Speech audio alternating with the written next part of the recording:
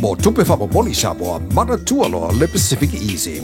Olo fa wa pere tatu fa bitoa na le limatala to tongi mo tupe fa moli be ai fa ngai le Pacific Easy mobile app. Olo va no for the direct transfer to posi sa oilo tupe le tatu account ma fa tino la foino tupe fa moli lungol telefoni ai nga fa bitoa. Io fa sauni loro taimi mau tupe o tonga tale pensini ai fa ngai le tatu Pacific Easy app for the direct transfer mo tupe fa moli. Olo va no for your tatu ofisa your tara o tahu huba mangele po tatu la silia ma le fitu se furu fa sopori ai New Zealand. Mo disa fam talanga vala aule o Barcelau o tasiono no po numero masani au kilani o le lua fitu ono fitu iwa fitu fa po le lua fitu ono fitu iwa bar fa Pacific Easy ola ba anga mo tupe fa mo boli Samoa.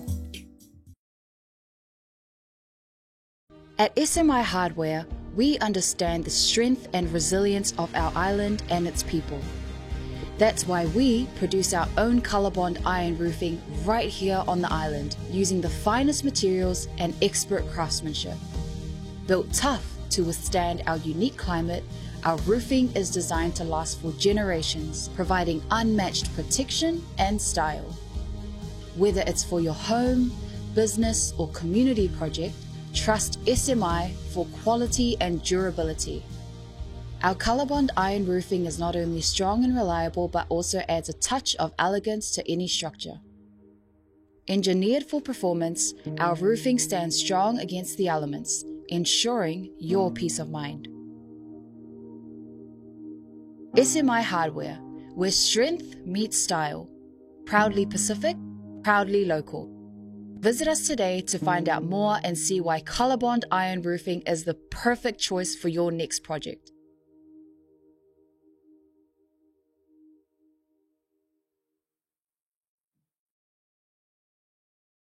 Mo le whaongai no le talo for voucher. Dal www.pacific40.com ilo pinga te whailangi.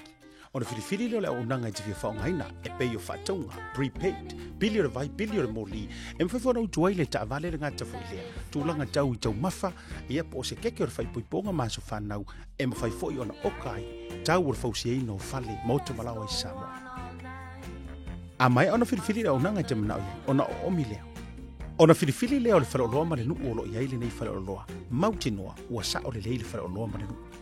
Filifili leo whai o le talo whakauta e te fia whatawina. Mai le tolu se furu fitu se furu se lauta la eo atu lava I le lima se lau lima se futa la. Ona filifili leo o le upu check out e wha mautu wai lau whatamu. Maritua, whaatumu o wha maunga I peo lo swafa antoa I meli po se numero le telefoni e maisi o le tuatusi. Molo ainga I Samoa, manatua, whaatumu le swafa ma le numero le telefoni. E lua awale mfona e tongi na ilo whatau. Molo o avanoa le online banking mo New Zealand, ma le visa card, ma le debit card mo so se vainga o le lalangi. A mai aloa, ona submit leo o lau whatau. O le temi la vai mai ai lau whatau, o le afiti se wha ai loilo ainga I Samoa, e alai se te autustusia I le telefoni po o le imeli.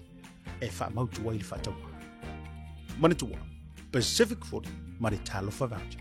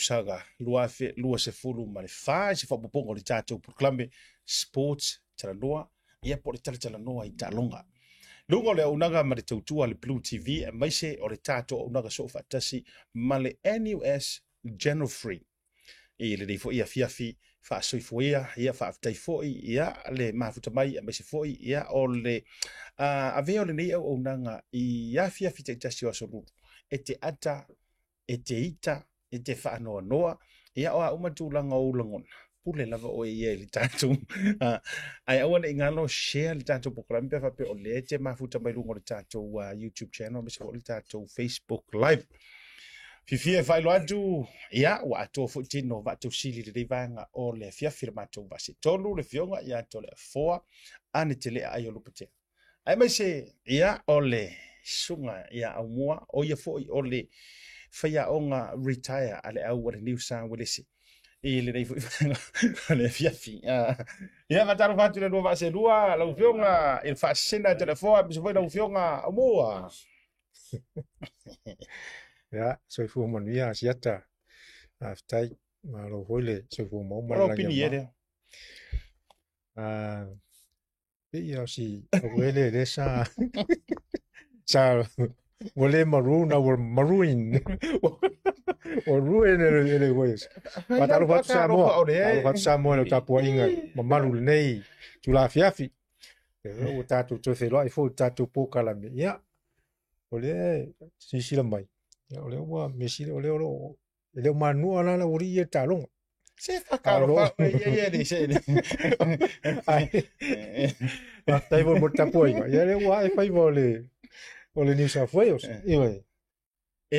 morsida fi e por parlare New South Wales la ina yo uso ni ya malo se fo maua e la sunga le fera unha marsunga le la fori então te digo mai fer lo fai ngamalanga ole ia fatalo fatsamo ia po fia lava mo mai ia il tato papo ponga po il po kala me sposando ni ia fia fa marot o que vai era fa caro porque eu bem me ani usa foi ma se já tu pon fe ta mai lo fai ngamalanga ole nga ka o ru ku le sa no tu fa si silanga que eu pengo mo le fa si silanga ai nga sa asieta mala nga sa to la fo sa ele fala pa cose na tupu le vai a sola ia le lana tau oi si va nga nga fa mai taimi o le na sa tau atu ina ua sa ta mo talonga ro manu atinga ina ia isi ka ia ka lo mo ya ole mele tau que tu era talento le fo ole sangi au mua ua pe ua malo ele faino ni ai ole meu te musuai ia na o musua e to repeat le tau sanga ne tene ole so ole lua le maroons me la bola bango la nga me la foli fai ma la nga le o fai o ko vi piara fionga ngi fa pia ole ia te ole fatu amana ia le tona amari ne o mari oh serious afele ofun afele fusa ofun ele chama la me foi do que no fai da uia uia le ia pa ma pa na toina yuso va vivia kasi aunque musu le mele ole so o mai unga de fia e ono walanga o le uso nei ono fai ngaruenga i le soifua maloloina tu foi tasila le vaenga o le bio stress la poli o la fai ngana se fai mele la poli ma la mai tonu mo mo la poli kangi mai no e ko kangi mai ma la poli ho go ngai mo wonna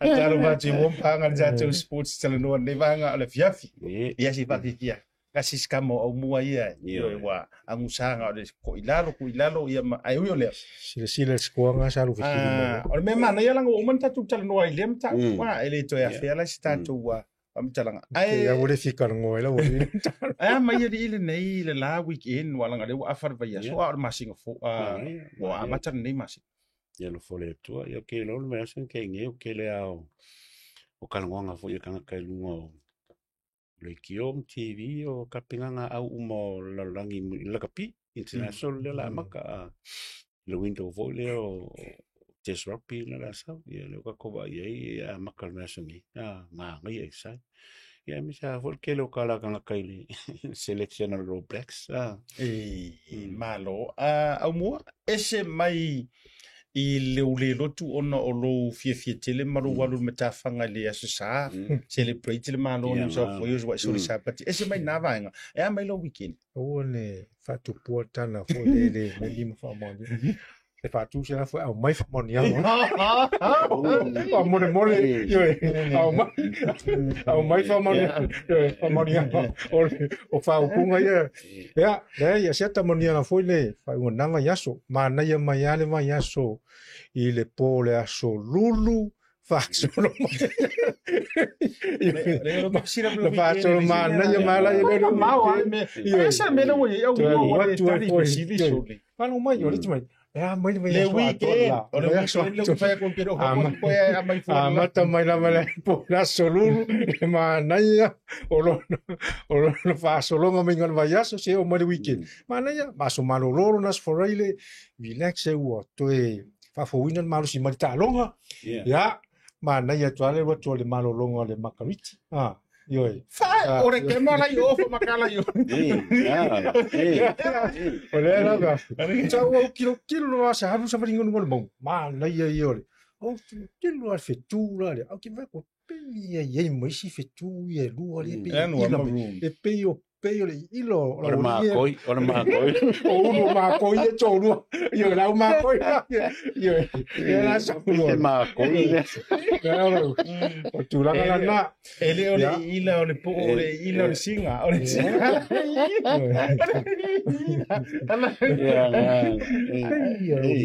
Oye ko lo le mo mai. Io pe. O fa i longa i. O ta longa muni na so ni. Ai manuia me uma lava. Io san fai foi no o foi mata foi inicio. O ta longa foi almo fana o first 15 sia o ma na ia foi la trovia. Ja, ai me se foi la ia ni se foi ta longa pe yo nit por foi sama matai. I lungo le TV. Ma lo va tai io jele na ta o to mai ungo o international rugby lona vai mo por verso e pia que não vai ya songa ko nga ngero weekend pi na fa afu tam pi o le vai ya so fa viver la ile le onisio a Penga. Te voy a que o so fa afu. Talia ma le fia le fai ungo. o le ya ta to we fa o mai le segment ile tanto le state of origin mana ia tau whainga blues. Mana ia tele na ia lo matama whanau se tātou kutunu.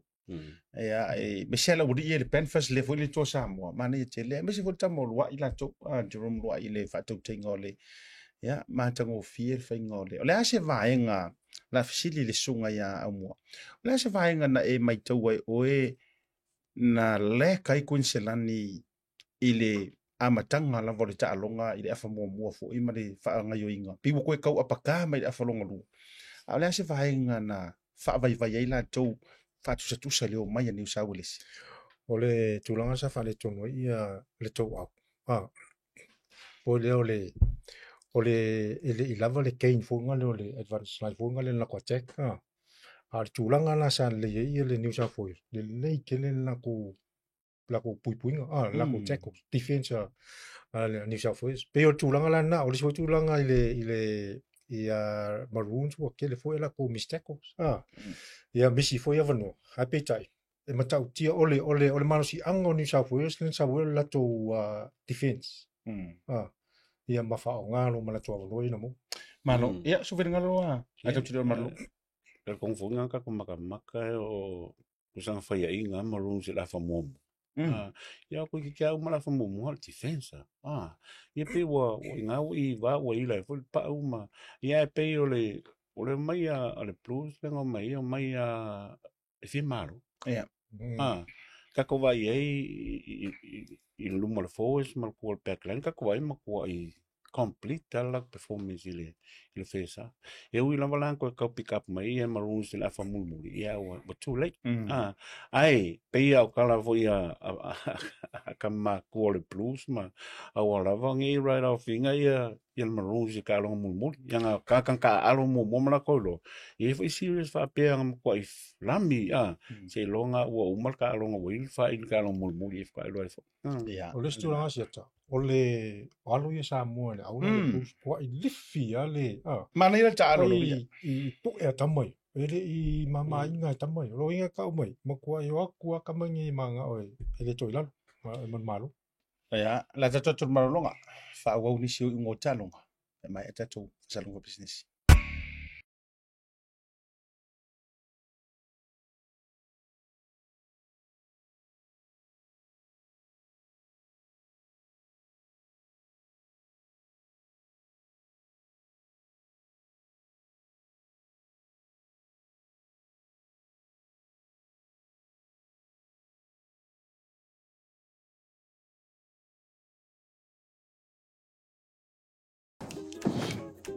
I've done my bowel screening test, son. I'm proud of you, Dad. Oh, good on you, Uncle. Easy, isn't it, dear? I'll post it for you right now. Take another, son. Let's go!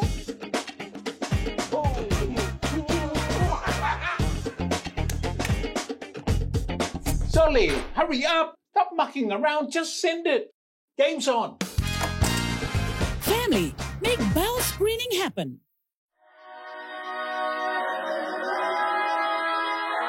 The SMI Hardware, Building Samoa and the Pacific. Le au nanga mo so se mana o ngai mea faufali. Fafso ta i mato ofisa I Samoa I le numero 255 255. O mo fai nei no mato ngau se ina so se tu a inga o frame o mea steel framing. I se tūlanga o mauti noa le saunga le mu maanga ngata mo so se ngaluenga. Pa pēr ngau se ina o apa I so se size. Maua ne ngalo, e mawhai fo yo na mato whaatinoina so se tūlanga I le tūtau metal fabrication. Whaatinoina I tu tonu lava o tato lau whanua I Samoa.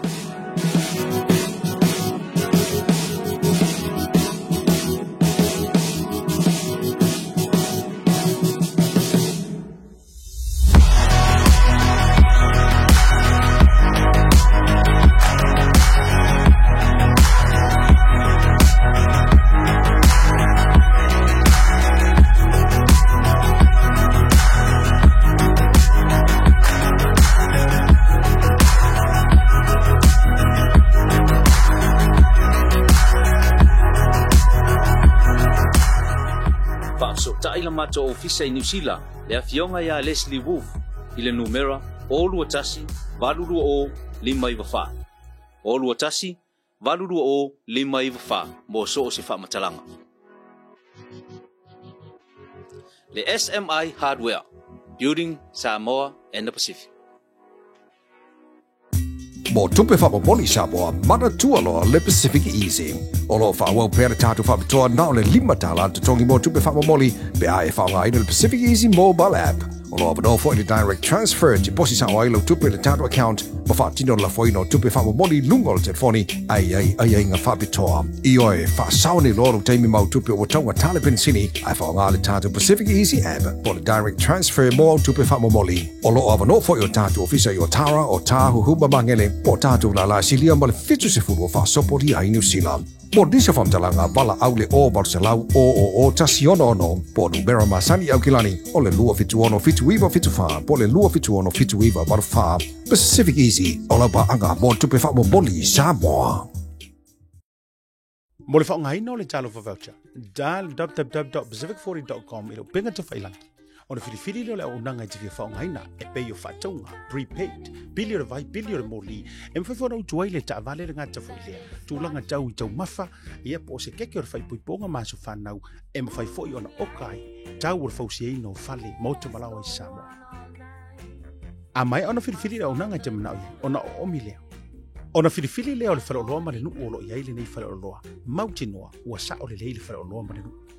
Filifili leo fai o le talo fa vauta te fia fatawina mai le tolu se furu fitu se furu se lau tala e o atu lava I le 5 se lau 5 se furu tala ona filifili lea o le upu check out e fa mautu wai lau fata ma le tua fa tu mo fa mo ngai pe o lo swafa antoa email po se numero le telefoni e mai se le tua tusi mo lo ai ngai Samoa ma le tua fa tu mo le swafa ma le numero le telefoni e lua awala me phone e tongi nai lau fatau o lo ava no le online banking mo New Zealand ma le visa card ma le debit card mo so se vai ngau le lalangi a mai aloa ona submit le o lau fatau o le temi la vai mai ai lau fatau o le afiti se fa ai lo ai ngai Samoa e ala se fe autos to sia I le telefoni po le email e fa mau tu ai le fatau mana tua Pacific 40 ma le talo fa voucher.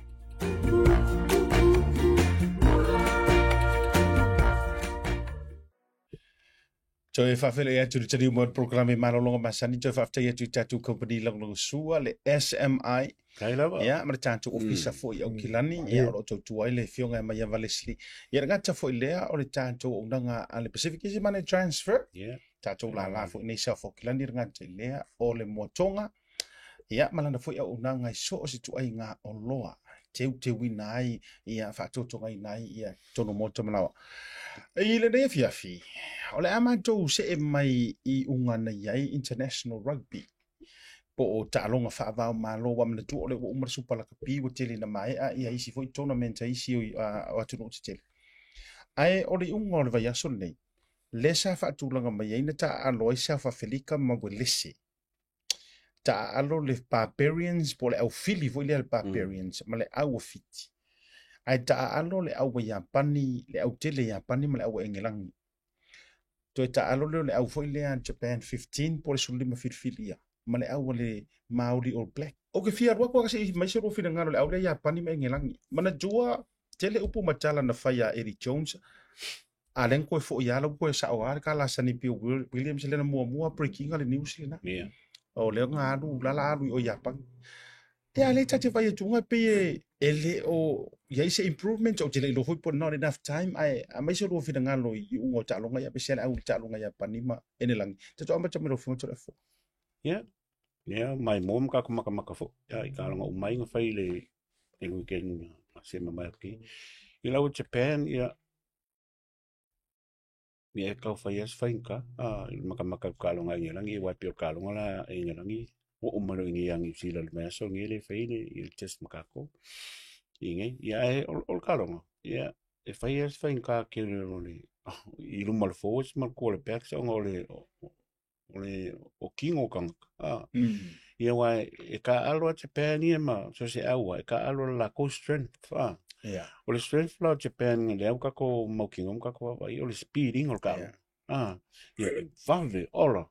Ola mo kwai masta Japan o le ia lenga mo wa ai sufik. Mo ia lima lua ia ngalang pa o le lava ngai vis ko misi a Japan. Ai pe o le ia ai o mai lona England. Ia ko ku I mai lo luma kamanga.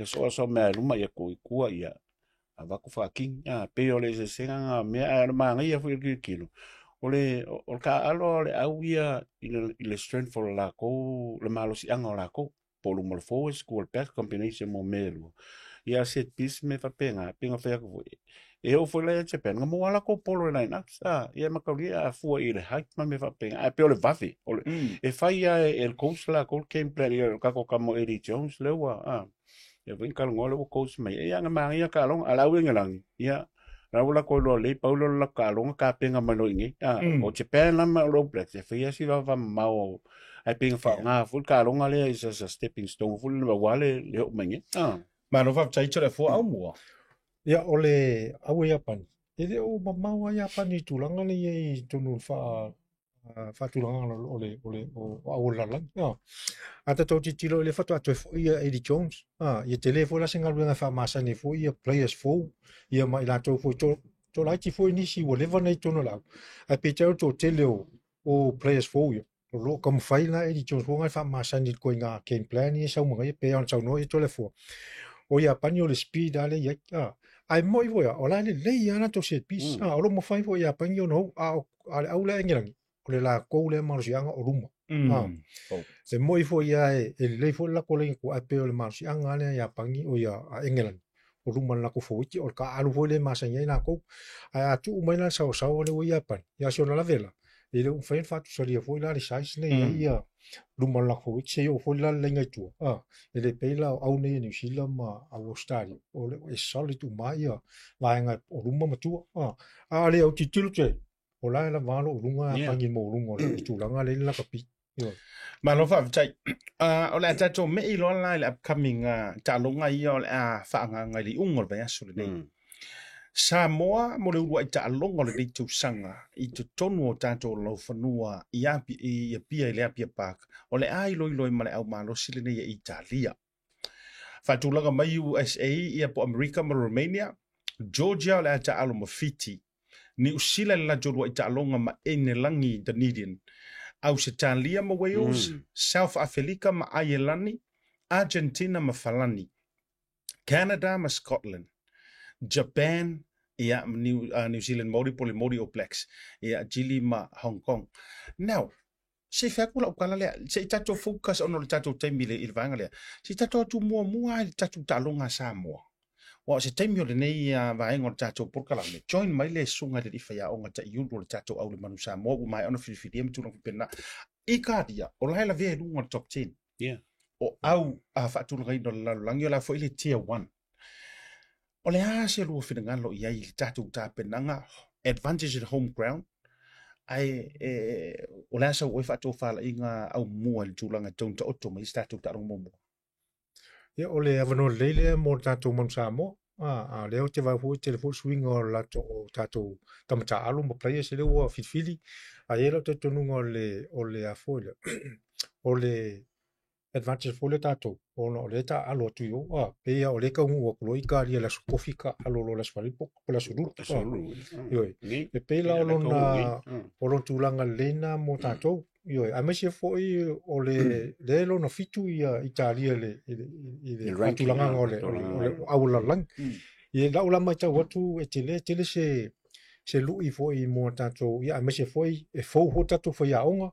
Fou foi le management ma tūlanga foi tamtaal. Ia tau fa masani foi le tūlanga le. Ai leo se whapeole a tātou whapeole o se tūlanga tau ke se si o iai fole pele o lava step. O kemi o professor. Ane o mai kongu boom. Cool game plan fola ku ping. Ai tau la toi. E te le se vano tau no malo tātou au. Malo fa jai o mua anjo le fo, so whingalo. Ia, kal kongu foi pawal me ia manguia le kamwhainga amase makako au. O ngongo ka inga ia malo. Ia ka kilo ale reality o mea. Ia fou ia le sunga ia mase koe fou fule au malko amakanga. So, pawal me imam la malka po inga sa moa me umal kamfai pawal me ia mase mal au fo ia ave el pesa la ko me ia wa le ia se au e manga e fai wa o au kari e lungolta e ngumela fiku la ai ia ka ungo nge la solu la ka ungo ko au yo sa mo aka alo la sfale ia ke au ia e mo wala vongo ko ke malo wa pe ia ke pela me fa penga factors vo i ole ko wako ile kau o vela me va penga ia wa ia le voi au ia solanga va pe mai au mai va vo e mai malu lu aku aku yo ko malo ia me va penga kalongo sa ngo foi amo professional la kapi o masangi foi kingo kama ile mission la o e fai ai ka kongwa e mo vo le vango ko ke malo Malo fa tau la fo ole a follow tele me cha upu lea o talia si tatou wa vanoa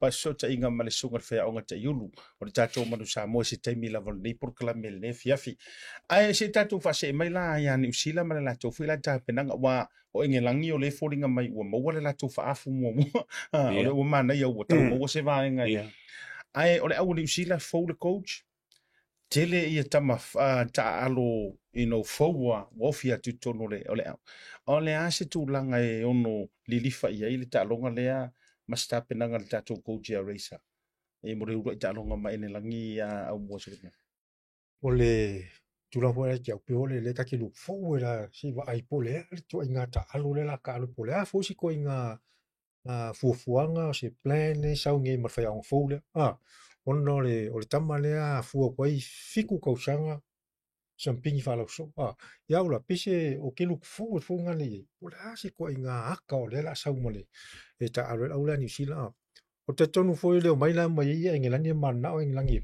piti en sila ai le fengo fi ngelang e o foi la fenta la ni sila la o le fu le coach ke le foi ia kam fo ia me se for ka fa masangi for ko ke lo players nei mai ia for le franchise se yang sila fa masangi ko inga ke plan je manga o le coach coach Fulan ni sila ayer te tonu ele fengo fie fentar ka longa le weekend ni alo fa ia telefon e ke le sa vango ka ke malo me mongi ai e wini esi il forward coach ko fo ia le au ia ma ka lu foi ke pe foi o kalo va pero ka kula la ka ola e kilo e ngelangi kau make pe ola ku nga ka ala ka mai Yellow Blacks e o foi individual players foi malako ai kalkong te ve un sango au mua mal coach le race ia okay o le super 15 lenga ia o le level le intenso is another step up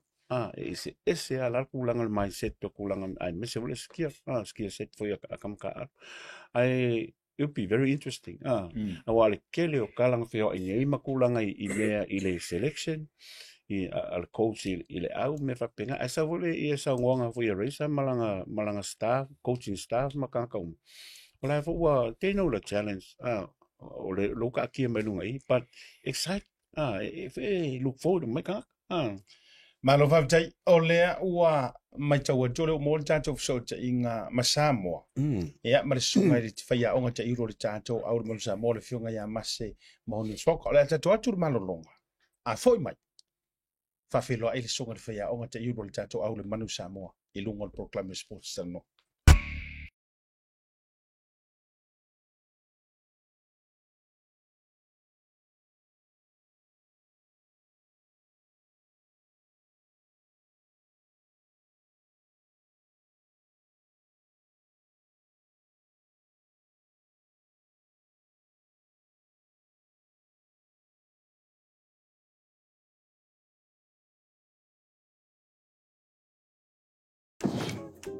I've done my bells screening test, son. I'm proud of you, Dad. Oh, good on you, Uncle.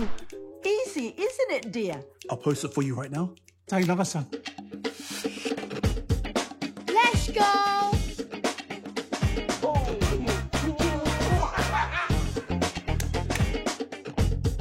Solly, hurry up! Stop mucking around, just send it. Game's on. Family, make bowel screening happen. Mo tupe whamomoli Samoa, mana tualoa le Pacific Easy. O lo whawau pere tātou whamitoa nao le 5 tala te tongi mo tupe whamomoli pe ae whaonga ina le Pacific Easy mobile app.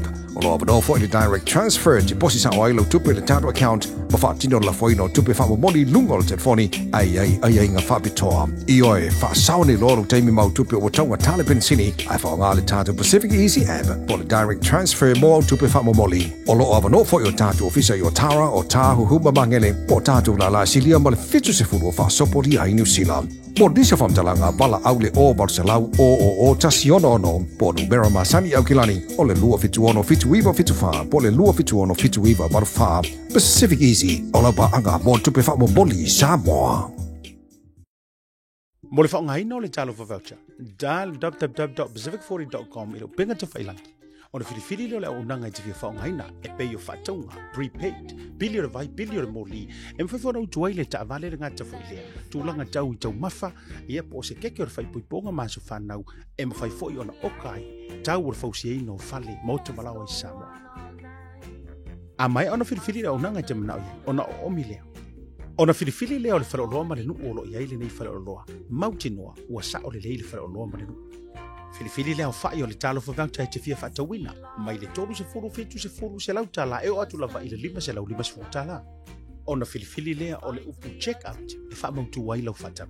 Maratua, whaatumu o whamau ngai peo lo swafa antoa I meli po se numero le telefoni e maisi o le tuatusi. Molo ainga I Samoa, manatua, whaatumu le swafa ma le numero le telefoni. E lua awale mfona e tutongi nai lau whatau. Molo o avanoa le online banking mo New Zealand, ma le visa card, ma le debit card mo so se vaenga o le lalangi. A mai aloa, ona submit leo o lau whatau. O le teimi la vai mai ai lau whatau, o le awhiti se wha ai loi ainga I Samoa, e alai se whi autustusia I le telefoni po o le imeri. E wha mautu wai le whatau. Manatua, Pacific 40, ma le talo whawauta.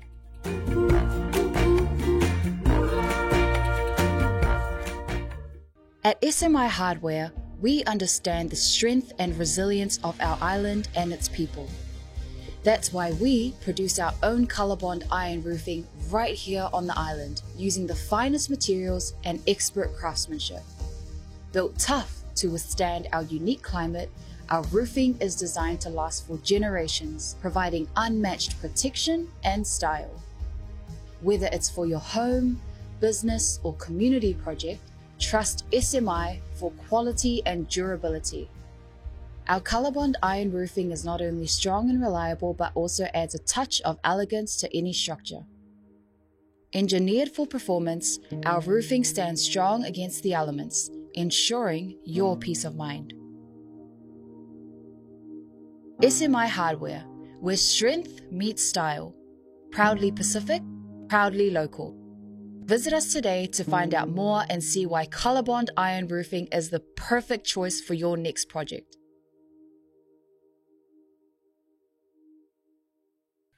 Ia, toi whaafela ia tūre taliu mo il programi maloloka masani e peo na whaelo anto leo mo le tātou so tai ngā le sports taranoa. I le nei e fiafi. Ia, ma le songa le whaia onga ta I uru o le tātou au le manu Samoa se furu ma le 5.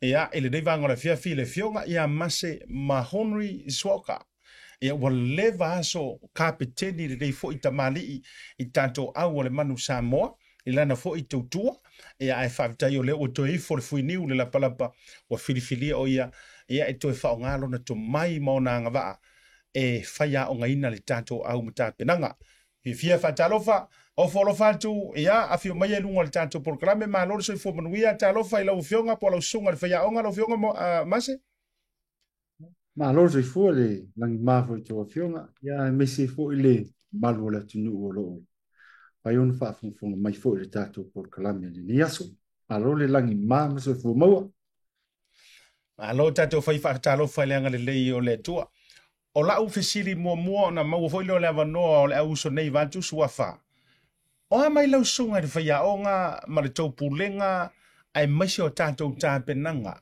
o le fu o fa manusina le u fai loa lau kapiteni ma le tatou au o mai tapenanga ua le fa o lia tu le nei weekend lau sunga de faya after mo fa silia o tulanga i o le pelana ngor tatou au ia o le ai e alu leila yo le na fatau no mele au le aso sa pe to silfia fo e tasi level vai aso le ai te pena il tato au ia awale ta longa le vai aso nei ma ikalia so o le awa in good spirit ia to telefo ia e fo ina uso fo le foi fatua mo se avno o mai fo Samoa ia me se fo le representing or tato tunu ia le man Samoa malo faftai ia lau fatal fatu i lau fionga masi malo le se fu mo malangi ma e ko nga ke fit mai ni pe era ko sa un e ko e mo la va mo e o do mal fo foi le ole tula foi le fa mo le masi po ai lau foi le lau management team le wai po lau coaching staff le wai nei temi nei mo le tapinanga tato au fa mo mo le ia tonu le i mo se avanoa a fo i fai lau lo ai le pulenga e o pulenga nei lo iai o le ngale a tusi le malu tusi pisi ia o le uso fo i sa tautua ia o le fo i coach fo i le terminei ia pangi ia so soani atu ai ma Alessandra Tuilangi ia he's our skill coach so tusi pisi o i o le attacking coach lau ia o le fo i ai le uso fo i Census Johnson ia o ia le va ia le fo wiki ia McCain Thompson so o uso fo i nei na tautua ia o lo fo i o te ia o le fo i coach i fafo fo ia tunu i fafo ia le fo o mau le vanua ia fai fo na tu mai le latu tau au ia fai tautua mo tatou tunu mana ia le tulanga le we sau no ai e mai tau atu o tatou tama whanau la vasa mua leo lo tonu o tatou management ma le coach staff o lea lau fionga o stulanga e se foi la le lo tulai mai wai e pe o le mai tau atu foi nisi o tau sanga le na tulai atu ia e tele la foi ia e tau vana iei ni palangi vuam tulang pena a peitai o se tulanga e se ne pola le tulanga wa e fai el feelinga lea mase ia tonu ma na ia fisi ko le si tele le fisi ni ia o to tele la tunu ia me se foi nisi foi o uso foi na tautua la tunu a tonu le wo kala le no ana ia uso former players ia nga tu te se fia fo ia wa tatou tautua ia na mai fo ia palani fafo tu telefo ia de art of coaches so pe wa foi se ma fo fau i ta va ai le alu lu mo la kapi i o tau sanga lenga te asa ia foi coaches mai fafo ia na si fia lenga ia tano manga le se foi sai ai kuri de le sai Crusaders ia ma Tom Coventry ia o coaches they all top coaches ia tau sanga foi mo vai ia na te o se le fia to tele foi o coaches le lei they came through this channel Pe lo va ai foi le pe fa na le tatou au. Mo ingisi opportunity. Ya te au I lo va ai foi le tūlanga le tele mai o coaches fa. They don't understand le o mama lama foi. Tele foi mo dynamic le man le au man sa mo es petero si tia. Ya, yellow mea, we don't have the resources. Pe le tūlanga na. O lisi toi ngā mea e o mai, I ele mea fui le, these are the things they want. If we can't provide it, pe ele mea never le pe, ele mea manao but we don't have the resources. Ia te au ialo tau whai e ta tala le vanoa I tato former players. Le coach I the king nei, I nau fo I maulung. There's a pathway now. You can come in, you can see there's a future, you can coach a man Samoa. Tur tulanga na pe o te fia pulenga lea te no e o mai ele o level resources. Le ese tupe. There's no complaints. They just here to serve. Ia a wa fo I tatu au man Samoa. Pe o tulanga na nino vavai ei. Malo fatai te fo. Ia te falta lo fatu mase malo lava. Ia ko alo ia foi lo vala winga e ve o ma fai a ngolu o tatu au man Samoa. Ia se vala au ele au mau fo. Fa foi alvi inga male la taile tua no le. Ia me se foi lo fionga uso mo le favo ngi lo temi. Tali ai ia vala au atu tatu yuni la kapi ia Samoa. Menino al fa lo ngot I lau management a me se foi na uso foi wa ko so sangi te ia wa kai pe me uma mase ia o ta iulu fai a onga ia e fili ia oe ia tangata te silafia e ke fa mo inga me kal konguinga ma lo lava fa tai ma ngai lau team wa ia wa le fa pe foi e fai a uma e lau sunga ia fai unga e ke fa mo lau team le ma lau uso ia e ke fa mo ke mi mo se la ko input foi e vaku ia ke ore forward se backline me fa pinga e fa fai ngo fie ai ia nga ruenga ai o lau team mo ia ia lo fangia le tua ia mo pele fie mal malos ia o me o sa ngo mai kai pe I tula ele fa pe ka ke fai lunga langu pe ka ki kilo fa pe pa langi me e ka kilo I le balance o mea uma wai a wa vika ku e ka ko wa I le coach I le malama la ka pi ia pe o lau pe viki kilo lau pa e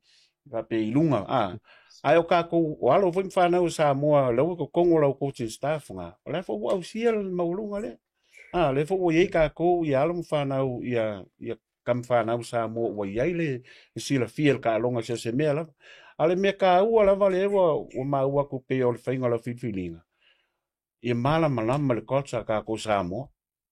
I le winga la nga o le ka u o menga sa o le lei ala songo. A wa alwa ku nge palangi le fa pe fa se kala. E mo ia I ka ngoa ku technical me uma. A sa lo la nga ngu uma le va vo le makanga ka mal ngongo le ku ngu uma me uki e fa so le sailing. Ia o nga lo la ka ye lo me vo le pe ka fiofia.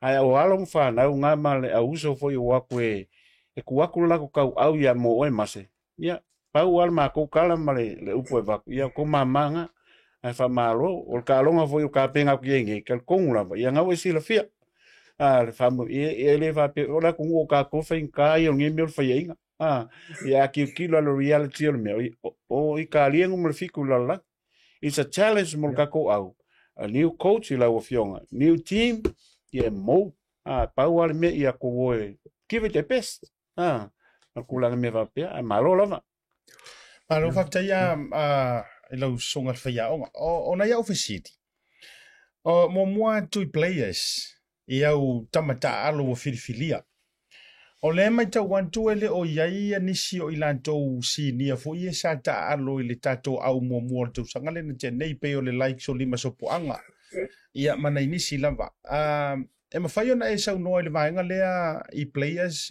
pe o ye fose mafuanga wa lea vano tuaina inisi fo o le pi ia ta likes of Julian Savea ma ila tau fa pe na fa mole lava lau sunga fa iau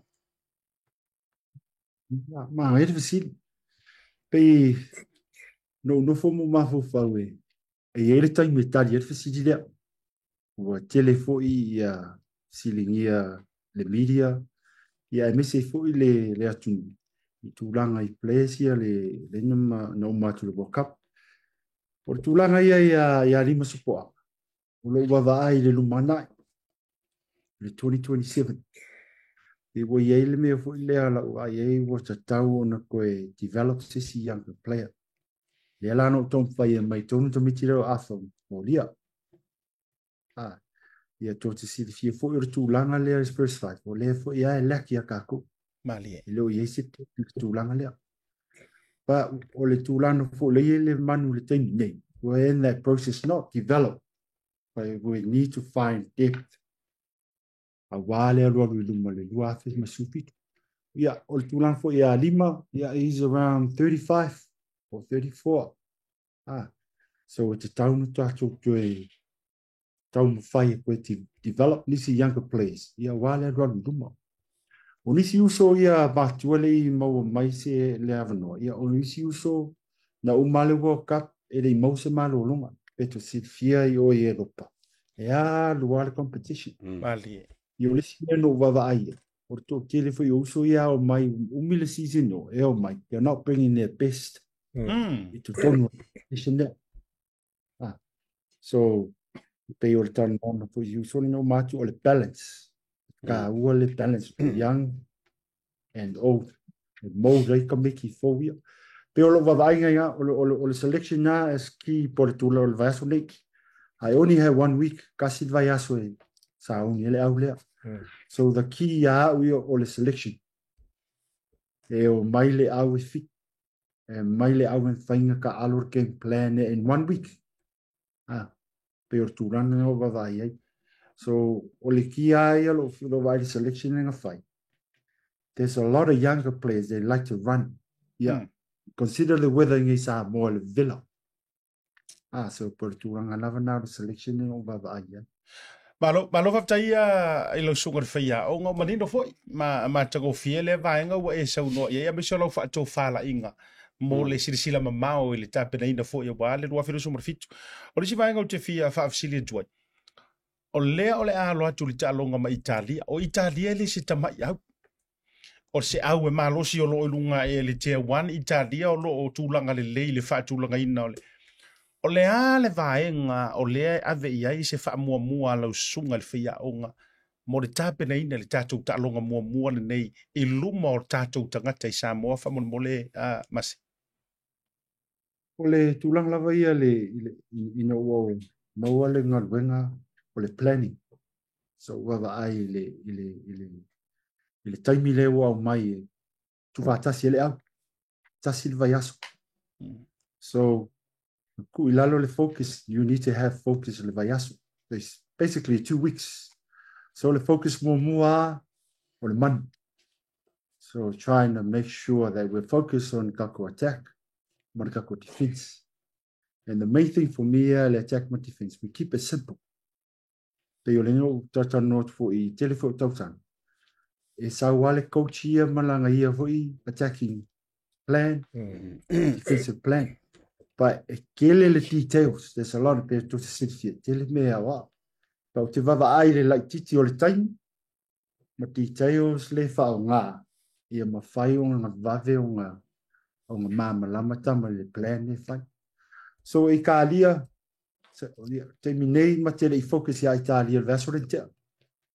Now we focus on Italy now on the second. So le au Italia le se au whai nu fie. E malosi fo witi. Ia o le au fo Italia, fitua mai la solulu. E tau nuu menei la solulu. Ta alo le spaleli. So we consider those factors. E whao ngā e fo ile game plan, ia ma le au wala fo ila matou tau mwhai. Whaatino ele, le tālunga le aso. Aftai masi, fo I mai le tūlanga le sa whaafsiri fo ile I tatou tamata alo ia mai tunu whafua, a mese la fo ila tō ia sa ta alo Blacks o Australia po whea lava. Ia wala tau ia, mo tau whia lava whai unga le wai whaia. O te mantua fo te milena anua tuai na ofia tuai a vainga tuinga mana tato au. No whai ei. Uso, o ye lo ke ka lo mo samo ese ele lo plex le ke ye lo mang samo o ngale ku ye le kala o la ula tala te mine ya fa fo samo pe fi ai pele ai o kele manga ko piki kama ia pe len ka alo yang New ka alo ya Australia po fe la langa ale sau male loko ile ye mai mau kai sau ka lo sau male loko e fia kaukua yoi mo fatu lona ola mo samo por kal sa war kalanga yoi ele va pe vonga se tala foi le yaum ko fia pe foi na e tatal no foi fa so fo te mina e vala uma yai wa mo nga luenga le sa fa tu ya mo au nge ko pikia yoi ale le loko mo samo au yoi langa ese le tala sau ese fatinonga Martala le man mauane na foi silfia mo ka ke lo le ya ko ai fa fo le tu mai ka nga ficar mo samo man ka nga le ficar yoi ina ne te wa ti nga si fina ngalo alta sa na langa pe al tala fa ya tu ngala a sa lo mang samo ele ko black joy ele ko black ese alo black ese mang samo yo tu langa na le wa fia te le tu langa le ina ne te wa ave manila pe fo ni si le ai wa fai lo fai unga te alu manuia fa manuia tanga samo ele tu ai foi wa le tato te fia ma tato fia fale ali foi pe manuia foi tato lo fa na so se au alu tu ye malo tato ai woni sa fole foi bonga sa fole right foi nga le o le sa ka alu yang sila o le sa ka lo plex yo le ai fa mam sa mo fa ngol me ai fa tele lava mo le wa mana ia tulanga le wa sa no ai o lo fa fesili fa mo o le se toi ngata alu o se game plan le wa ta pena ai o no taimi po taimi le wa sa no ai o le se game plan wa ta pena mo ta lo le mai ta ri fa mo ia ma nga le fesili o tulanga e lo va e o le game plan o le mo le game plan il profile place no mai pe no fai atu e tasi al vai aso so I picked the team as o tama o laita alor te nei so o le plan na ia I want to play the Samoan style le vai tai mira tato le flare le o lost pe ko lisi me o vai o kako kam fai ka alo le plan o le structure New Zealand we're trying to copy other stuff a ngalo le flare Samoan le kako play was in front of you. So if I want there, you malusi set piece. Scrum, line up. So we can get the ball into space. Pero man out to 2005, bring back the Samoan style. The flare, power run, pick and go. So me umangan short stuff. Le to te man lama mo me pu. Tato Samoa o lo me umi. Yeah, Peter Fintano, what? But we need to sure we found Michelle Porcima. Ma lo fa no so fa o te lo fa te ma se tato taimi. Ke vi fesili en to fesili nei lo sunga al fa o tato e non tato pu e ka uri non ka ko se fa ku pasi o to taimi fo yo la uso nei ma tua pi e pi a ka ko le malo ai mo ska ku ka mala vea fu ide se pu ai o le se tulanga ia le nei taimi tato o tulanga ile I tino tamata alo le tato au le manu samo wa tau le ma wa ia ni tino tele ma tulanga o le ase o is that a problem I le tato pule ngai le tau sa idinga wa tau le ma wa hai te pe ona ia taimi ia ma taimi o tau alo lo sunga fe au ia a tasu vai fu I lopa ese le tua inga star po le tua inga wala ta alo I lopa it's more power game fa le poke so le direct pa I le kule ka kong sila mascali it's more about speed creating space to get the ball wide but yeah we lo vai la tua so we are well known in the defense we're so lethal in the defense so tulang funga le chang fight we're trying to mold the system and find the mole defense there probably ma but timing day what ese foi ko nga defense volen find a mole le mele ta te mana o So we keep it simple, keep it simple. Line speed, make your tackles. But end of the day, ole mea ole system. So por mena le tam fai el pooling ani. Doi fa fo I tato au I Samoa. The key is who we are as Samoa. Ya ma fo faulo sisi tamata alo sisi atu. Ole me mo mua pe atau I talo Samoa le. Appreciate. Contact. So mea na lo misi artemine le isi fo tausa pe usui. Pe a vai Samoa was trying to play the expensive game there and you see that fast game get around. Our ngalo ai le real identity tato Samoa. Power. Tackle. Run hard. So going on there. Umanga. So that's the thing. Look at come fight. Bring back Samoa. Ko fa fo I le apu in terms of the culture. Mama lama tato kanga I tato strength. Don't adopt other strength. Stick to what we're good at. Maro fa tai ola ofisiri muri ona vatula ia le uso nei tawulunga ia ma fa mai esau ole ase tulanga ole uni la kapia Samoa o iai se lango tele me se fo tatu ko tunu ia wa na fai ko le ni nei Samoa male ta penanga fo se tatu ko tunu ole ase tulanga le lango ale uni ai me se fo ia o se tatu ko tunu u ta penanga lo fa ngaso nei mo talo mumu io le lango lava io le ai foi behind alle uni tu le man Samoa ia si le fio foi uso nei lo se le ni lava le o lava se le ele se me fo le ata tu va ia o tato Sami ia ia wala fa ia me ali tu lava I tato tu per tu langa lo fa ia tu fa fu ile aula tu io lo taimi fo puanga taimi lo wa ia le ia se si tu ia o tato tu lava ia pe o le terminei ia o le sa o le arwa le lavar ka penga ngorska ko fa kai o disi voi meu o loku afiafi loku kaeau ia o lo fa mai le ku e mo ai si se le I feliz ia le sia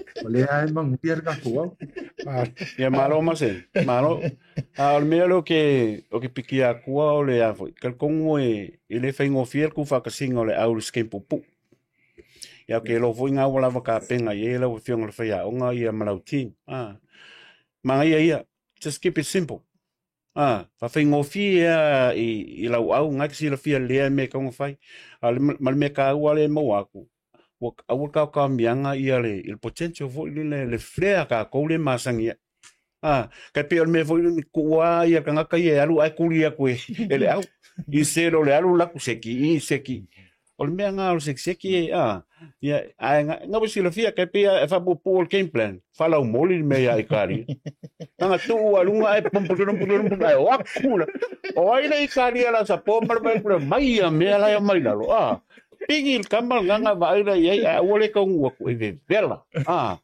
ia nga kai ka masao yo va pe o ile ese mele o mai hermano ese mele mai ia nga uma voila ia ko que ngai me nga we sila fia masel foi ngol me nga le pipa al fa kuanga ile uni la kapi male maka ko se faia onga bola se faluni ngai faia ka longa faia onga ia va ko kameki free ia ko kong fa como uma ia malai au kafa wa lisinga me ka ua nga vo sila fia ke min ka alo o le kumo le malai ese polar fa longo ku umange al manga va ai ko ai ku le ku ke ve ko mo le maros ai o ke kal kongu foi nga o ye le uni mala ko ka penga ngai ku o lau pikola uso ia o mamanga ali o mamanga mase mai e vaku ia mako fa mangianga mal mako kapo inga I lo kula mai a me se vela uso ia fo I malu tu spisi ia malu tu spisi fa se fo ia tulang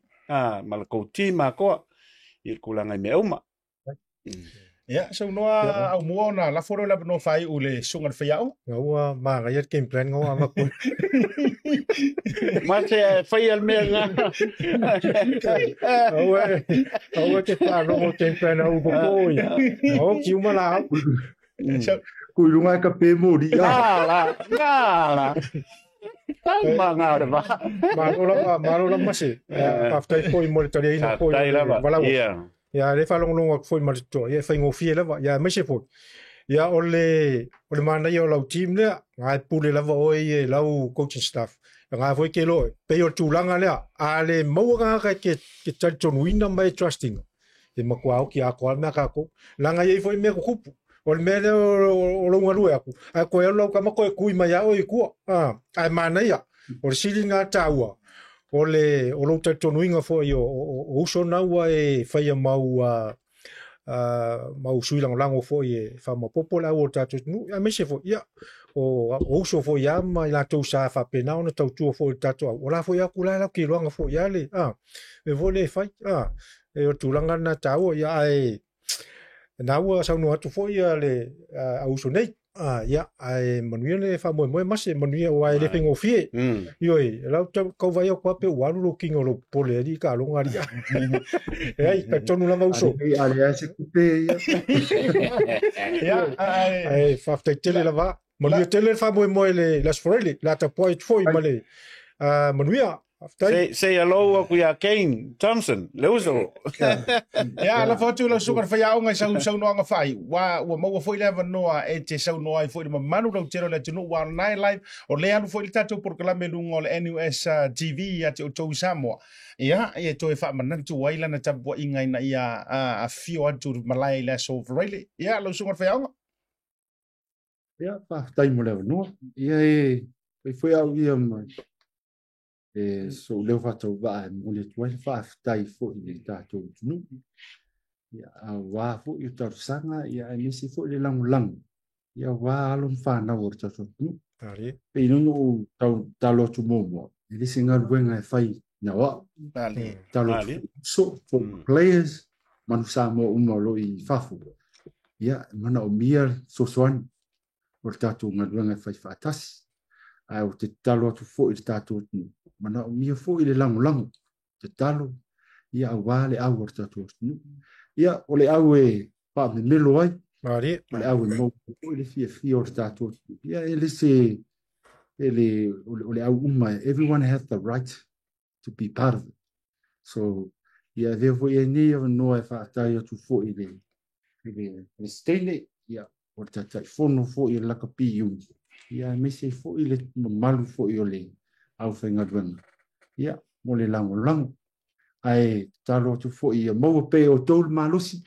Ia wāre tau tuar tunu. Ai, whaaftai, ia manuia fo i tātou afiafi. Ai lava. Malo whaaftai. Mase, whamole mase a wha manatu atua. Le ngā kakalo aku i a whio ngā tole a fua. Mase o na usolea. Se fa mole ka ku nga ngai la fa nga ngai nga va ku ma le paka fa mole be me nga le mana o le wori au ke o ale ke o mai le pe o le masi fo ya ngala ka ke pelo ya nga mai lo le ka mai e va ko se vai de la va ko se vai fa tu ya tu langi alsana tu langi o la su e malaila i nof show la so foi le anta 20 po ile na pala vale lunga i te mo ta longa ma ai yo le no pa tele atu no fa tu lo sunga fa o fa Maria amo moi brother ya pa so foi pa to ivi ase ya ale na sa mo mai ale fa te no nga male sunga fa ya o nga ta iulu po le fa ya o nga sini o le tato manu sa mo io ele fionga ia mase mahonu i soka ia me se fole ufa manu sina mai lunga i le pulenga le fionga le malu tuspisi o le tofa tuilangi le sana tuilangi sunga senses Johnson ia ma le sunga ia Kane Thompson ia le lato pulenga ato ia lua final thoughts ni nai mana tufai wale mai na tato proclame a telefone ia pa kai loka ko mola mo fa longo ko foile sa nganga me faiao. Ia, la se ki mea, ia e kak whakalia, ke me wai li whai li mulmuli, ia ke loa peang whai ap. Ia wai, o kalong momua, i li whai ngō fie, fwoi ka peanganga, ma le kokongo ska mei kaim. Ia e peang sa ngō whai au mo, ia professional la ka pi, ia, pe o mea ngā lupunga professional rupot pala. A kai pe game plan, a loa wako game plan ia mas, whalau moli me. Wai ngō fi, ia mea pe wha Texas me, nga lunga pe moli, whanga romar.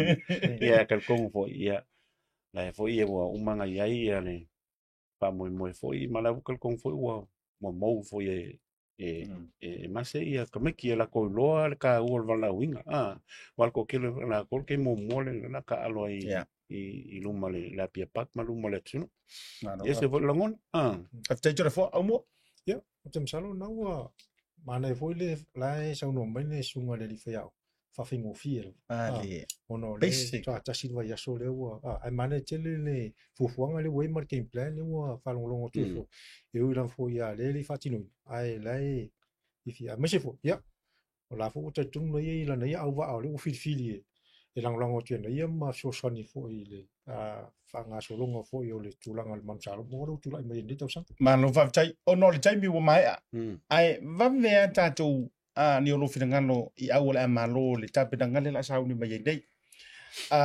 Samoa ma Italia au mo malo man Samoa America ma Romania America e malo manu perfect game planning apa ku ngiamas box va kusa ya malo malo America USA Georgia and Fiji Fiji Polo Boys All Peleki ma Engelangi New Zealand All Blacks Australia ma Walese Australia e kau fa ro wala Australia va ve si Australia ai ore kau si Africa ma Ireland Africa Ireland Mangaya au ko Ireland is falani ma Argentina maroon maroon Faran yang maroon no lunga wala yo so kwa falani Argentina mangaya au ko Argentina Scotland makanga ka Hurricane Scotland